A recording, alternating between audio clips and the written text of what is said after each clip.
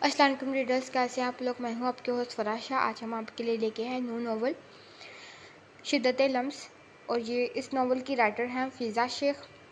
और आप ये नॉवल सुन रहे हैं जिससे कि यूट्यूब चैनल पर मेहरबानी चैनल को सब्सक्राइब करें, लाइक करें, शेयर करें, बेल आइकन को दबाना मत भूलिएगा। चलिए स्टार्ट करते हैं इस नॉवल का एपिसोड नंबर 1। बाबा जानी कहाँ हैं आप? मुझे लेट हो रहा है। काली से हनांजा पिछले 10 मिनट से मिकाल साहब का इंतज़ार कर रही थी। मिकाल साहब जो अपनी फाइल स्टडी कर रहे थे, हनांजा की आवाज़ पर मुस्कुराते हुए कोट पहनने लगे। हनांजा इस वक्त ब्लैक शॉर्ट फ्रॉक और नेवी ब्लू पैंट, बालों की पोनी टेल किए, नीली आंखों में कुछ करने का जुनून लिए सीढ़ियों पर नजरें टकाए खड़ी थी। हनांजा की मुसीबत इसकी खूबसूरती को मज़ीद निखार देती थी। इसके बारीक पतले होंठों पर गुलाब की पखड़ियों की मांद गुलाल छाया रहता। शौक व चंचल तबीयत के मालिक हनांजा मकाल सिर्फ अपने बाप से ही करीब थी। इसकी पहली मोहब्बत थे इसके बाबा, जिनकी संगत में वो किसी फूल की तरह खिल उठती थी। हनांजा ने गहरा सांस भरा और बाहर गराज की तरफ कदम बढ़ाए। हनांजा अपनी ही धुन में चलती बुक्स में सर दिए चल रही थी जब अपने सामने से आते शख्स के चौड़े सीने से जा लगी। इसकी बुक्स नीचे जा गिरी। इससे पहले कि हनांजा गिरती, आबिद सुल्तान ने अपने ग्लव्स में मकीन हाथ से इसकी नाजुक कलाई थामी और इसे गिरने से बचाया। हनांजा ने जैसे ही नजरें उठाकर सामने देखा तो हैजल ग्रीन आंखों में से टकराई, जिनमें सुर्खी तोड़ते इसे पल में खौफजदा कर गई। सुर्ख व सफेद रंगत, तीखी नाक, अनाबी होंठ, इस वक्त ब्लैक हुडी, ब्लैक ही पैंट में मलबूस वो वाकई कुदरत का शाहकार था। वो आबिद सुल्तान था जिसकी एक दुनिया दीवानी थी। आबिद सुल्तान के हिसार में खड़ी बोल्ड सी हनांजे थर थर काँप रही थी। आबिद की सुर्ख नजरें इसके सरापे पर टिकी थी। एक तीखी नज़र इसके चेहरे पर डाली, किसी छूत की तरह इसे खुद से दूर धकेला। हनांजा गिरते गिरते बची। इसने सख्ती से आंखें मींच ली। काश ये ख्वाब हो, काश आबिद सुल्तान का सामना इससे ना हुआ हो। इसकी हालत तड़पती मछली जैसी हो गई थी जिसके आसपास सिर्फ एक देव था, जिसकी कैद इसे जिंदान की याद दिलाती थी। हनांजा ने हिचकी बढ़ते दोनों आंखों से आंसू रगड़े जो इसके सुर्ख गालों को भिगोते होंठों पर सिरक रहे थे। हनांजा ने चुपके से उंगलियों के दरमियान से देखा कि देव है या चला गया। इसकी बचकाना हरकत पर आबिद ने मजीद सख्ती से अपने ग्लव्स में मकीन हाथों को बींचा, जैसे इन हाथों के दरमियान हनांजा मकाल हो। वो अपना एक घुटना फोल्ड किए इसके करीब बैठा, जो अब भी चेहरा छुपाए सिसक रही थी। तुम्हें पता है एचे, तुम बहुत खूबसूरत हो, बिल्कुल किसी परी की तरह, है ना? इसके चेहरे पर अजीब सी मुस्कुराहट थी, पर हनांजा इसके शैतानी रूप से बेखबर बस अल्लाह से दुआ मांगने मसरूफ थी। काश इसके बाबा आ जाए। आबिद ने अपनी शहादत की उंगली इसकी ठोड़ी के नीचे रखते चेहरा ऊंचा किया। हनांजा के रोने में मजीद रवानगी आई। वो कभी मजबूत नहीं बन सकती थी आबिद सुल्तान के सामने। वो तो फड़फड़ाती चिड़िया थी जिसके पंख आबिद सुल्तान के कैद में थे। आबिद ने इसके आंसुओं से तर चेहरे पर फूंक मारी। हनांजा इसकी आग की मां दहकती सांसों पर अपनी आंखें पर पड़ते सांस तक रोक गई थी। वो चीखना चाहती थी पर आवाज़ जैसे हलक में दब गई थी। अगर कोई आज हनांजा मकाल से कहता कि आबिद सुल्तान और मौत में से किसी एक को चुनो तो बिलाशुबा वो मौत को चुनती। इससे पहले कि वो बेहोश होती, आबिद एक गहरी नज़र इसके लरजते सरापे पर डालता वहाँ से अंदर की जानिब बढ़ गया।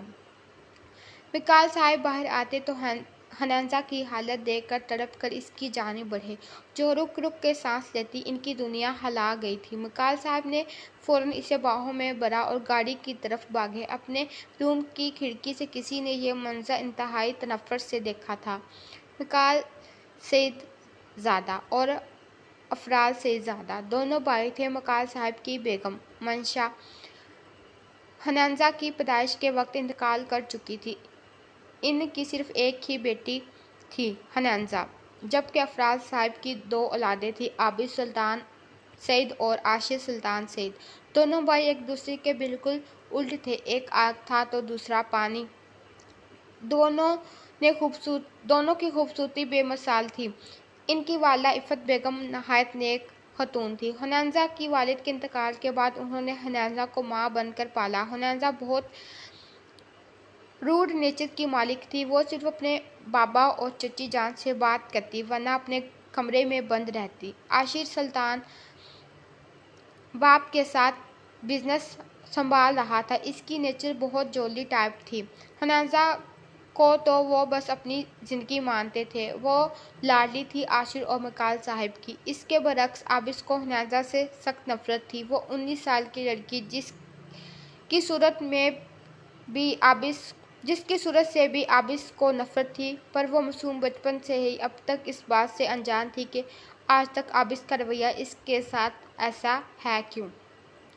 मकाल साहब इसे अपने दोस्त के क्लिनिक ले आए थे। उन्होंने फ़ौरन हनांजा का चेकअप किया और इसे इंजेक्शन दिया। मकाल साहब जो कब से बेचैनी से बाहर टहल रहे थे, डॉक्टर आकिब के बाहर आते इनसे मुखातिब हुए। आकिब, यार क्या हुआ, मेरी बच्ची को बताओ प्लीज़। इनके लहजे में बेचैनी का अनासर नुमाया था। डॉक्टर आकिब ने इन्हें रिलैक्स किया और बताया, हनांजा सिर्फ स्ट्रेस की वजह से बेहोश हुई है, बाकी सब ठीक है। मकाल साहब ने इनका शुक्र अदा किया और आशिक को फ़ोन लगाया। आशिक जो अभी ऑफिस के लिए निकल रहा था, ताया जान की कॉल देखकर फ़ौरन पिक की। जब दूसरी तरफ इनकी परेशानी से बड़ी आवाज़ सुनाई दी, बेटा हनी की तबीयत ख़राब है, मेरी मीटिंग है, तुम इसे घर ले जाओ। आशिर इनकी बात सुनता फ़ौरन सारे काम छोड़ता क्लिनिक पहुंचा, जहां मकाल साहब इसका इंतज़ार कर रहे थे। मकाल साहब मीटिंग के लिए निकले तो आशिर बेताबी से अपनी गुड़िया सी दोस्त को देखने रूम में आया, जहां अब वो आंखें मसलती उठ चुकी थी। आशिर को देखे हनांजा एकदम से फिर खौफ ने आ गिरा। इसे आशिर में आबिस दिखाई देने लगा। हनांजा को यूं कांपता देखकर आशिर परेशानी से आगे बढ़ते इसे खुद से लगा गया, किसी कीमती मुताह की तरह इसके बालों को सहलाता परसुकून करने लगा। हनांजा कुछ ही देर में परशफ़क़त लम्स महसूस करती आंखें मूंद गई। आशिर इसे बाजुओं में बढ़ता गाड़ी में लटाता गाड़ी घर के रास्ते पर डाल गया था, ये जाने बगैर के घर जाने पर कौन सी क़यामत इसका इंतज़ार कर रही थी। नूरलैन, आखिर कब तक तुम्हें होश आएगा? लड़की, कब से उठा रही हूँ तुम्हारे बाप कब से वेट कर रहे हैं। मोना बेगम नूरलैन को कितनी देर से जगा रही थी, पर वो ही गधे घोड़े बेचकर सो रही थी। मोना बेगम का ज़ब्त आखिर जवाब दे गया तो उन्होंने इसके कमरे में कदम रखा, जहां पूरा कमरा अंधेरे में डूबा हुआ था। मोना बेगम ने हाथ मारकर लाइट ऑन की तो पूरा कमरा रोशनी में नहा गया। मोना बेगम की नज़रें जहाज़ी साइज बेड पर पड़ी, जहां वो बेढंगे अंदाज में सोई हुई बिल्कुल बच्ची सी लग रही थी। नूरलैन के बिखरे कमरे पर नज़र डालते वो गहरा सांस भर कर रह गई। नूरलैन का कमरा, खुसूसी इसकी पसंद के मुताबिक वाइट और ग्रे कॉम्बिनेशन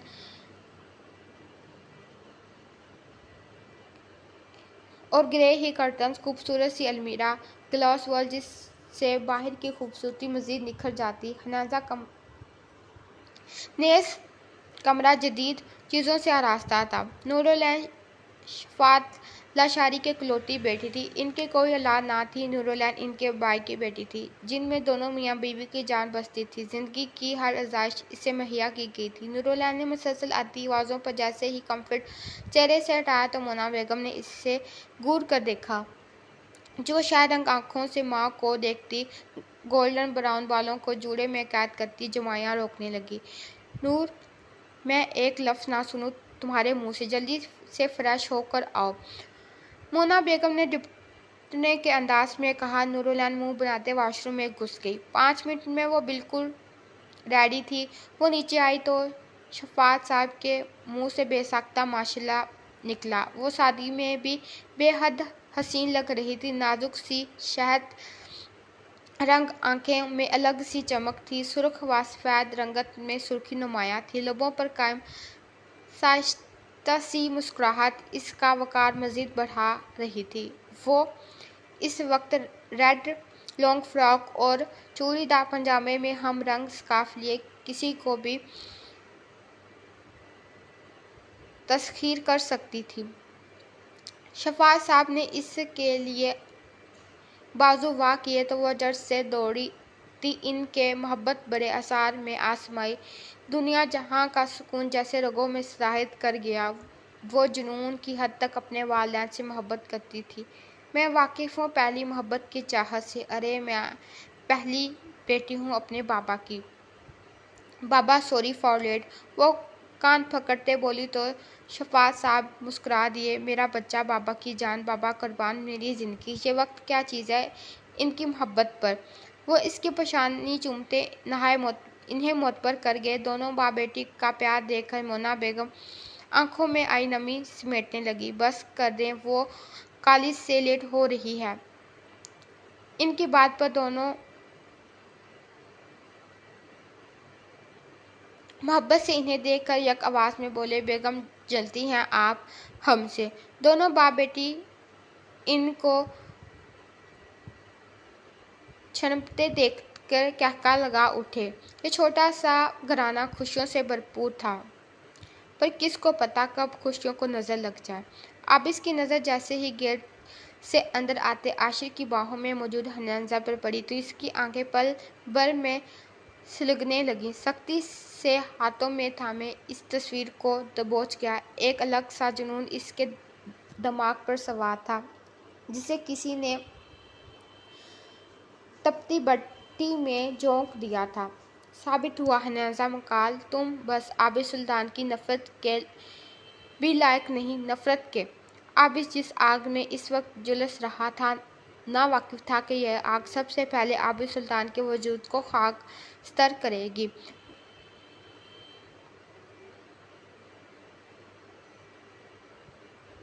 वो जानगी का रोग लगाएगी जिससे आबिस सुल्तान की रूह तड़प जाएगी।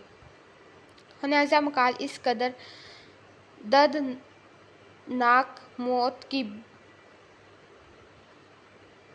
हनाजा मकाल इस कदर दर्द दूंगा कि मौत की भी भीख मांगूंगी, पर मौत नहीं मिलेगी। तुम्हारी रग रग में अपनी नफरत की छाप छोड़ूंगा। कोसोगी उस दिन को जब मेरे दर्द की वजह बनी। मैं तुम्हारे वजूद में ख़त्म करूंगा अपने वजूद की बेचैनियाँ। हनाजा मकाल, ये वादा है आबिस सुल्तान का। आबिस ने एक हाथ में पकड़ी सिगरेट को सलकाया और फ़ज़ा में धुआं उड़ाया। इसमें हनाजा मकाल का अक्स देखते कहका लगा उठा, जहाँ इसका पूर जख्मी था और वो बेबस थी आबिस सुल्तान के सामने। इसने एक खास तनासिब से मोहब्बत बांटी। मेरे हिस्से में हमेशा ही दिलासे आए। आबिस के रूम में अपना मनपसंद अक्स बनते देख कर सुकून की ससराहट गिर गई थी, किसी वेश्या की तरह जिसे इसे अपने सामने अपने मनपसंद गज़ात देखी जाए। वो किसी भी लम्हे इसे दबोच ले। आबिस सुल्तान अपनी ज़ात का वो सुल्तान था जिसके आगे फराल साहिब भी हार मान गए थे। वो जब जिद पर आता तो इनकी जान को भी मुट्ठी में दबोच लेता, अपना जुनून पूरा करके रहता। और हनाजा मकाल तो सिर्फ इसकी शिद्दत से अभी नावाकिफ थी। इसे तो एहसास नहीं था कि अभी इसने किस दर्द करब से गुजरना है, जिनका इसके मासूम जहन में दूर दूर तक ख्याल नहीं। वो तो अपने बाप की शहजादी थी। आशिर जैसे ही हनाजा को लेकर सुल्तान पैलेस में दाखिल हुआ तो सामने ही अपनी माँ को तस्बीह करते हुए पाया। आशिर की बाहों में हनाजा का बेसुध वजूद देखते वो परेशानी से इनकी जानिब बढ़ी। आशिर, ये मेरी हनी को क्या हुआ? आशिर, बताओ मुझे। वो हनाजा की जर्द सूरत देखते इससे इस्तफार करने लगी। आशिर ने इनको रिलैक्स किया। मामा, कुछ नहीं हुआ, बस हनी ने पढ़ाई का स्ट्रेस ले लिया और कुछ नहीं हुआ। आशिर इनको समझाता हनाजा को थामे इसकी कमरे की तरफ बढ़ने लगा। आशिर ने इसके कमरे में कदम रखा तो बेसाख्ता इसकी पसंद को सराहा। वो हनाजा के कमरे में बहुत कम आता था। इसका कमरा पूरा किसी डिज्नीलैंड की तरह डेकोरेट किया गया था। एक एक चीज़ इंतहाई महंगी और अपनी खूबसूरती का मुंह बोलता सबूत थी। हनाजा को बेड पर लड़ाते इसने कम्फर्ट उड़ाया और लाइट ऑफ करता बाहर चला आया, जहां इफ़त बेगम बेचैनी से मिकाल साहिब का नंबर ला रही थी। आशिर गहरा सांस भरता इनको थामते अपने साथ लगा गया। इसकी अपनी कैफियत कुछ मुख्तलिफ नहीं थी। हनाजा मकाल तो घर की मासूम सी गुड़िया थी जिसके चहकने से सुल्तान पैलेस खुशियों से भर जाता था।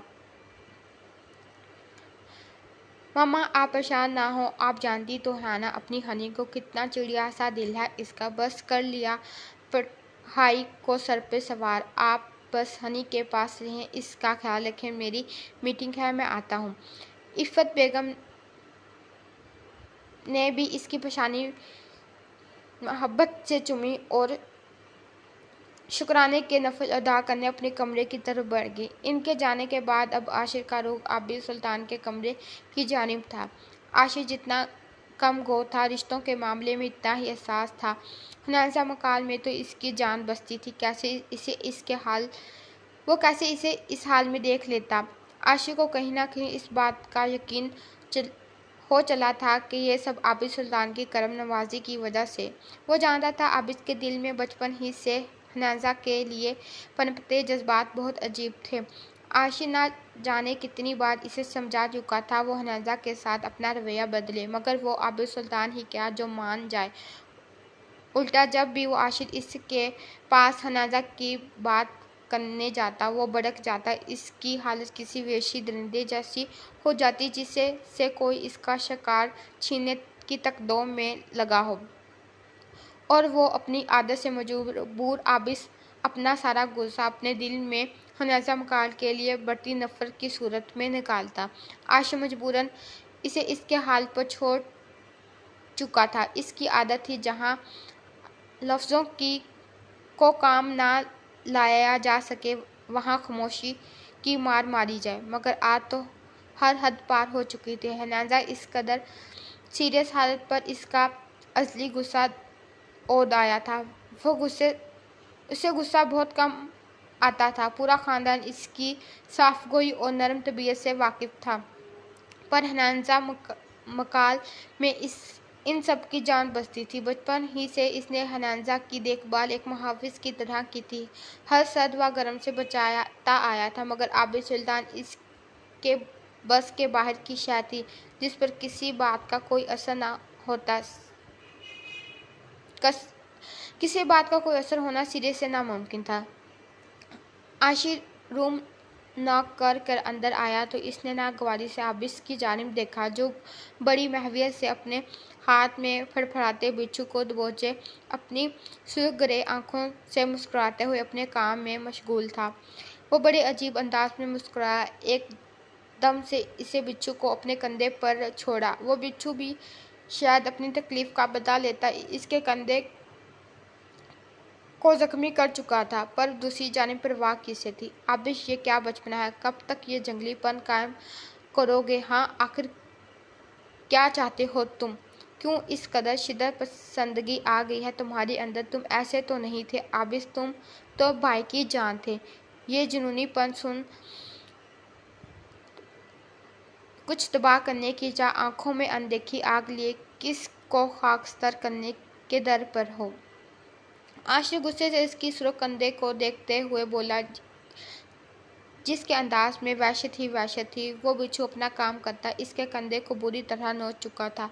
आशिर ने झटके से बिच्छू को इसके कंधे से गिराया और अफसोस से इसे देखने लगा, जो अब भी रीठों की तरह मुस्कुरा रहा था, जैसे कोई मज़ाहिया बात की जा रही हो। आशिर खौफज़दा था। इसके एतवार व अंदाज किसी भी तौर पर काबिल कबूल ना थे। जी भाई बताएं, किसके लिए आपने मेरे रूम में आने की जहमत की? सब ठीक तो है ना? ओ आई सी, शायद आपकी हनी ने शिकायत लगाई होगी।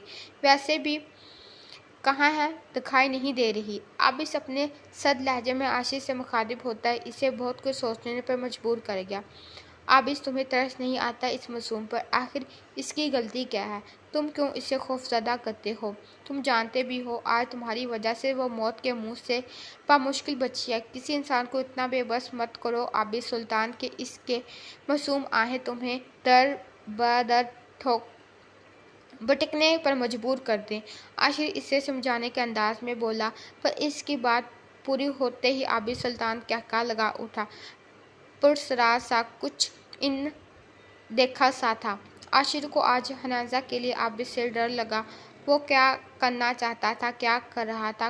कुछ तो था जो वो अपने अंदर कैद किए बैठा था। हो गया big be my sweet brother. अब मेरी बात ध्यान से सुने। अपनी इस चूजी को बचा सकते हैं तो बचा लें। इसकी कैद आबिद सुल्तान के हाथों में हाथ लिख दी गई है।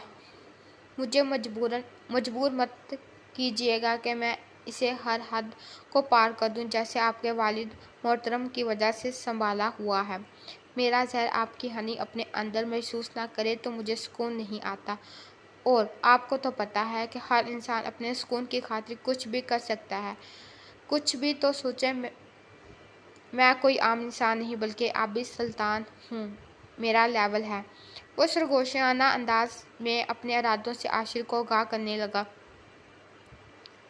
आशिर इसकी इस कदर दीदा दलेरी पर अपने आप को रोक ना सका और एक थप्पड़ इसके चेहरे पर रसीद कर दिया। इस कदर नफरत अंगेज लहजा था इसका, जैसे वो हनाजा मकाल को जिंदा दरगोर कर सकता था। शट अप आबिद सुल्तान, जस्ट शट अप।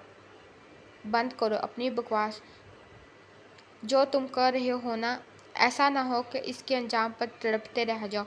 जिस कदर तुम्हारे अंदर नफरत है ना, इससे ज़्यादा इस मासूम के सर पर मोहब्बतों के ताज हैं। तुम जब भी कोशिश करोगे इससे नफरत के इजहार से, इसकी मोहब्बत, इसकी मासूमियत तुम्हें एक बार फिर दगा देगी। प्यारे भैया, अब अगर आपकी बात ख़त्म हो गई हो तो मैं जाऊं? वो बोलते बाहर की जानिब बढ़ गया। आशिर ने मुतफक्कर होते माथा मसला। अब वो अपने इरादे मजबूत कर चुका था। इसे क्या करना है? वो कल ही हनाजा को जर्मनी भेजने का सोच चुका था। मामा बाबा को भी मना लूँगा, पर इस आबिस के खतरनाक इरादों की नज़र नहीं होने दूँगा।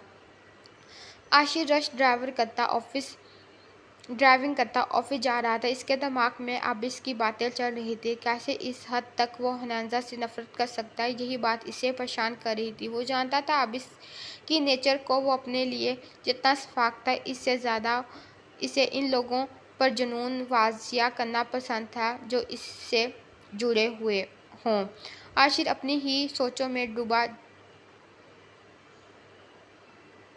जब सामने से आती कार को ना देख सका और दोनों कारों का ज़बरदस्त सादम हुआ। आशिर स्टीयरिंग कंट्रोल करता इससे पहले ही कार दरख्त से जा टकराए। सीट बेल्ट की वजह से आशिर को ज़्यादा चोट नहीं आई थी, पर आशिर एकदम दूसरी गाड़ी में मौजूद फर्द का सोचकर कार से उतरने लगा। सब लोग वहां जमा हो चुके थे। आशिर इनको पीछे हटाते आगे बढ़ा, जहां कोई लड़की नकाब में बेहोश पड़ी थी। आशिर ने जल्दी से इसके ड्राइवर को साथ लिए हॉस्पिटल का रुख किया। आज का दिन ही इसके लिए मनहूस था। सुबह से ही कोई ना कोई अनहोनी हो रही थी। आशिर की नज़रें अपनी गोद में सर रखे बेहोश लड़की पर थी, जो गुलाबी अबाए में मलबूस, घनी मुड़ी पलके खूबसूरती से किए हिजाब में आशिर को खुशगवार हैरत में मुब्तला कर गई। एक अजीब सी कशिश इसे महसूस हो रही थी इस लड़की में। अगले 5 मिनट में वो हॉस्पिटल था। डॉक्टर इसका ट्रीटमेंट कर रहे थे और वो परेशानी के आलम में बाहर चक्कर काट रहा था, जब सामने ही एक इंतहाई पुरवकार ड्राइवर के साथ चलता इसके करीब आ खड़ा हुआ और बेचैनी से इससे पूछने लगा, बेटा क्या हुआ? कैसी है मेरी नूर? बताओ मुझे कैसे हुआ ये सब? इनकी बात सुनकर आशिक को मज़ीद शर्मिंदा हुआ। यकीनन वो इस हिजाबी लड़की के वालिद थे। आशिक ने इनसे माजरत की और इन्हें सारी बात बताई। शफात साहब ने इसके कंधे पर हाथ रखा। बेटा शुक्रिया, आप मेरी बेटी को यहाँ ले आए, और आपसे दरख्वास्त है बेटा कि जब दिमाग पर सुकून ना हो तो इस तरह ड्राइविंग नहीं करते। मेरी बेटी अल्लाह के हिफ्ज़-ओ-मान में है, मगर आगे से एहतियात कीजिएगा। आशिर इनके परशुकवत लम्स लहजे से मुतासिर हो बिना ना रह सका और तशक्कर से इनसे मिला। सर, इंशाल्लाह मैं ख्याल रखूँगा।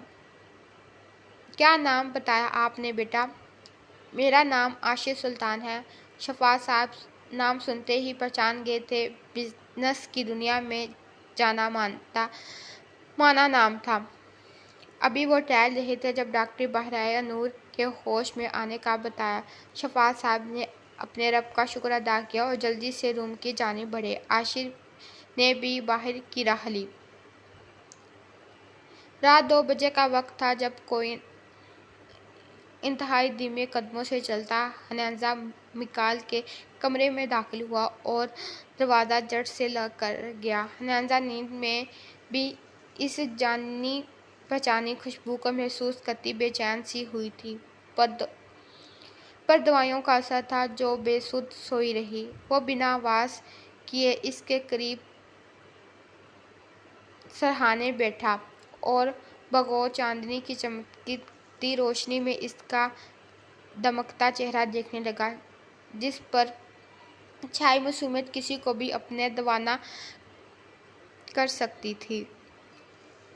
अब इसने नहायत नरमी से इसके चेहरे पर आए बालों को पीछे किया। अंदाज में इस कदर नरमी थी जैसे वो कोई कांच की गुड़िया थी। इसके लम्स पर वो कसमसाई थी। अब इसने इसके करीब होते गैर महसूस अंदाज में इसकी नाक से नाक जोड़ते सांस अपने अंदर उतारी थी। एक सुरूर सा इसके दिल व दिमाग में छाया था। कितना सुकून था। वो ना जाने कब तक इसकी सांसों को खुद में उतारते अपनी तनी रगों को सुकून देने लगा। अब इसको अचानक कुछ याद आया तो इसने बड़ी एहतियात से इसके नरम व नाजुक हाथ को अपने हाथ में थामे अपने कंधे पर मौजूद जख्म पर रखा और दबाव बढ़ाया।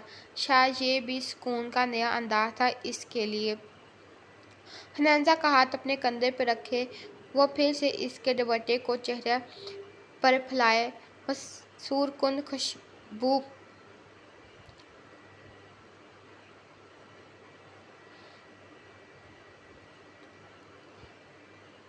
ड्रग्स की तरह खुद में उतारने लगा।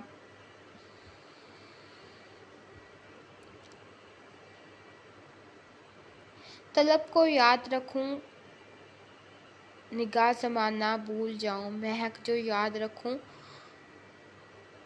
तो लहू भूल जाऊं, रग रग में उतारूंगा जहर बन के तेरे, रग रग में उतरूंगा जहर बन के तेरे, मैं वहशत याद रखूं मोहब्बत भूल जाऊं। वो एक दहकता जुनूनी लम्स इसकी पेशानी पर छोटा जैसे आया था वैसे ही वहाँ से निकलता चला गया।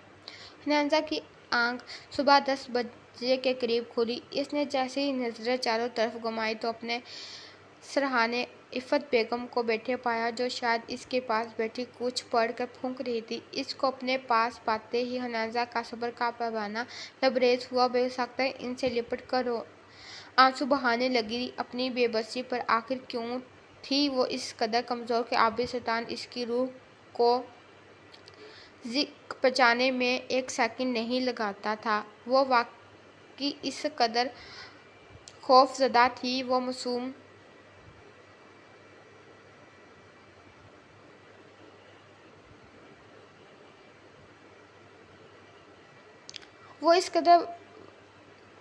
वो वाकई इस कदर आसान खफ थी। वो मासूम तो खुद से भी अनजान थी। इफ़त बेगम ने आयतल कुर्सी पढ़ते इसे खुद से लगाया और पेशानी पर बोसा दिया। इनकी मोहब्बत पर वो एक बार फिर से बिखरी।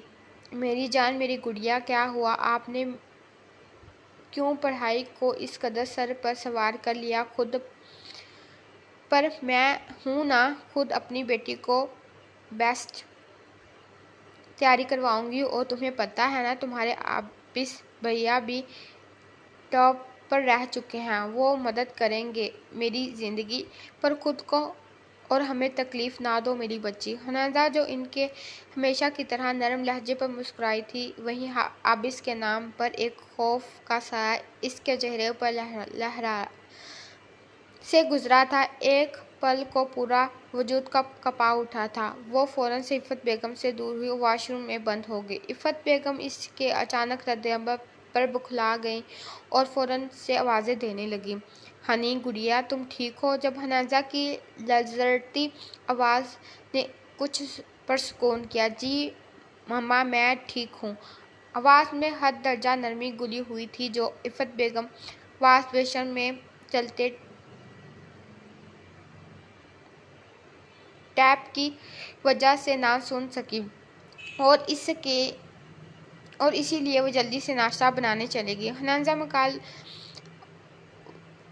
वॉश बेसिन पर झुकी अपना कमलाया सा रूप देखने लगी। लंबे घने बाल इस कदर उजड़ी हालत में थे कि नीली आंखों में खौफ का जहां आबाद था। सुर्ख लब ऐसे ही थे जैसे किसी भी वक्त खून झलक जाएगा। हनाजा अपने मोमी नाजुक हाथों की उंगलियों से चेहरे को छूती अपना अक्स देख रही थी। क्यों करता था आबिद सुल्तान इस कदर नफरत? इस नफरत का असबाब क्या था? क्या इसका चेहरा? वो इतनी बदसूरत थी। मैं आपको कभी माफ़ नहीं करूँगी आबिद भैया।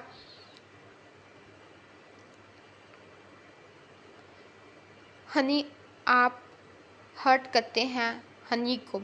हनाजा आने में खुद को देखते रोते हुए बोली। आबिद ने इसे नरम दिल लड़की को इस कदर तोड़ा था कि अब वो खुद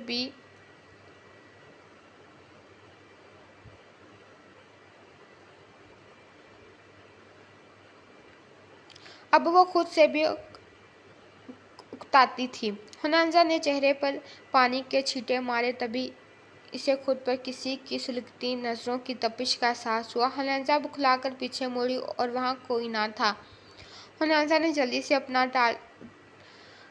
अपना white and pink contrast hang किया ड्रेस लिया और चेंजिंग रूम की जानिब बढ़ गई। आशिर ऑफिस पहुंचा तब तक मीटिंग स्टार्ट हो चुकी थी। आशिर जल्दी से कॉन्फ्रेंस रूम की तरफ बढ़ा और सबसे माजरत की। मकाल साहब की नज़रें आशिर के खुबारू चेहरे पर जमी थी तो बड़े माहिराना अंदाज में अपना प्रोजेक्ट पेश कर रहा था। सब पार्टनर इससे मुतासिर नजर आ रहे थे और यह प्रोजेक्ट भी आशिर सुल्तान अपने नाम कर चुका था। चलिए रीडर्स, ये एपिसोड इधर ख़त्म करते हैं। इंशाल्लाह नेक्स्ट एपिसोड में मिलेंगे। ओके, अल्लाह हाफिज़।